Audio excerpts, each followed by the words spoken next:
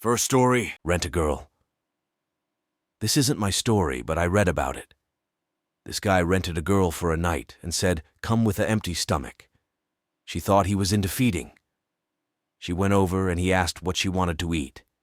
She responded, and he started to cook and tell her his story. He said his wife loved his cooking, but passed away, so he rented a girl because he hated to cook for himself. Second story. Kids say the silliest thing.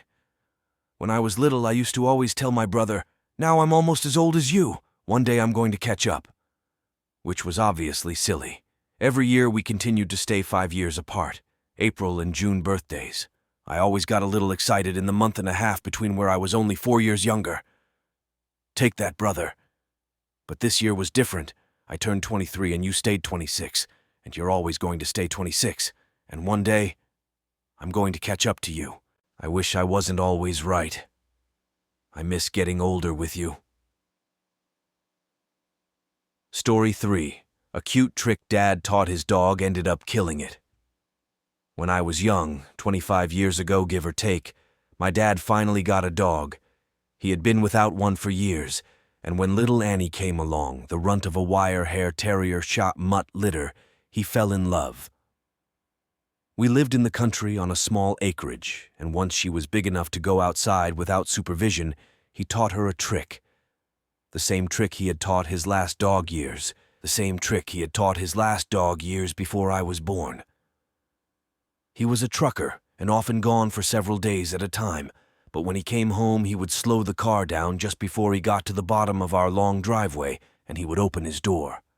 Little Annie would run and jump onto his lap. One day, while Dad was working us kids and Mom went to town for groceries, and as we drove into the yard, Annie came running at top speed right into the side of the driver's door. She died instantly. I'm not sure Mom has ever quite forgave herself. Dad never blamed her. He taught the dog the trick. It was one of the first pets I can remember dying. Fourth story. The 9th of February is my sister's birthday. Real story. Her name was Ariole. She would have been turning 32. We lost her on February 20th, 2015. She just turned 26. I was 19 on my first deployment. The night I found out I was in Hawaii on Liberty. We were emailing each other, and she was planning to pick me up when the ship pulled back into the States. Then we would drive up to Sacramento together. Ariole was an amazing person, although she had an unfair life. My dad didn't even know about her until she was 1.5. CPS showed up with Ariole to his door because she was taken away from her crackhead POS mom.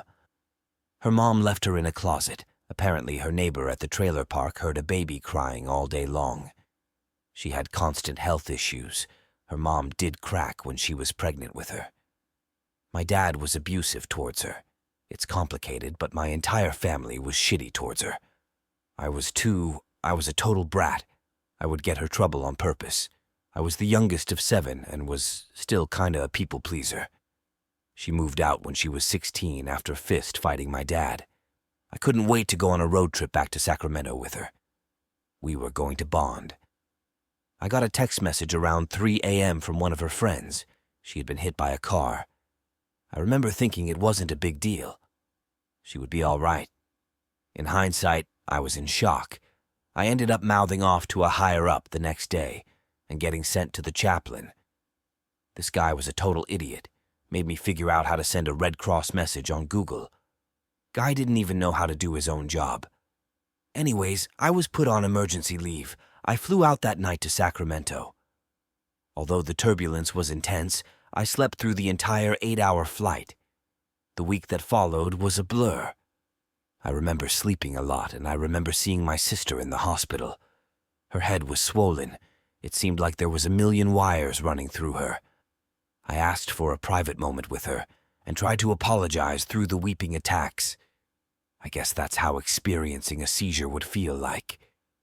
I apologized for how shitty her life was, how horrible my family was to her, how horrible I was to her. I also told her that although it's selfish of me to want her here, it was okay if she had to go. She wouldn't be happy if she stayed. Her brain was permanently damaged. When the doctors said she would wake up, they meant wiggle her toe. She wouldn't be the same. She was pronounced brain dead at 6 the next morning. 200 people came to her celebration of life. She was a health coach and had touched so many people's lives for the better. She always tried to mother me, always tried to take care of me, and I was a brat to her. She even paid my phone bill in high school so I would have a cell phone. When rummaging through her stuff, I came across her diary. In it, she wrote something along the lines of, "I want to be successful. I wish I had the money to pay for my little sister's college instead of her going to the military to pay for it." She basically blamed herself when that thought never occurred to me. I turned 26 on March 2nd. I'm about to transfer to a 4-year college in the fall, and I know Ariole would be really proud of me. It's been 6 years since she has been gone. This time of year is never easy for me, and this year especially since I'll be the same age that she was when she passed. But her energy shows up every year for her birthday, in some form, always through nature. One year, I drove out to a canyon and poured a little beer in her honor. The wind flew it back up, right into my face. One year I saw the green flash on her birthday. The green flash is a brief moment that occurs when you're out to sea. It has to be a day with zero pollution. A bright green flash appears right when the sun sets. It only lasts for 2-3 seconds. Some say that the green flash is the other side saying hello to the living. I'd like to think that. Story 5. I accidentally killed a friendly butterfly when I was a child. Real story. This happened to me when I was probably around 6 or 7 years old, and is something I've wanted to get off my chest for many years, so here it goes. In the summer, my family would take vacations to a relative's farm way out in the country. On this farm, for a part of the year, there would be lots and lots of these small orange butterflies. Usually, they would fly away when approached. But one day when I was out playing near a hayfield, I found one that for some reason followed me. Even as the rest of the group of butterflies it was in scattered, this one would fly around and land on my hair or arms no matter where I went. This continued for maybe half an hour to an hour when I got the bright idea to reward the butterfly for being friendly. I went into the house, butterfly resting nestled in my hair, and got some honey and a small plate. I placed a dab of honey proportionate in size to the affection I felt for my new friend on the plate and went out onto the porch.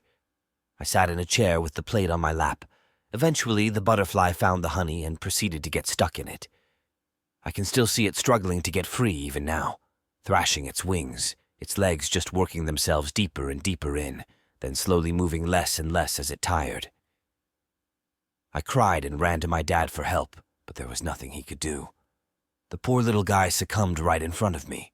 Tears streaming down my cheeks, I dug a small hole in the tilled field and buried the sweet little angel. To this day, over 20 years later, I could lead you to the spot where it's buried. Rip, little guy, I'm so sorry.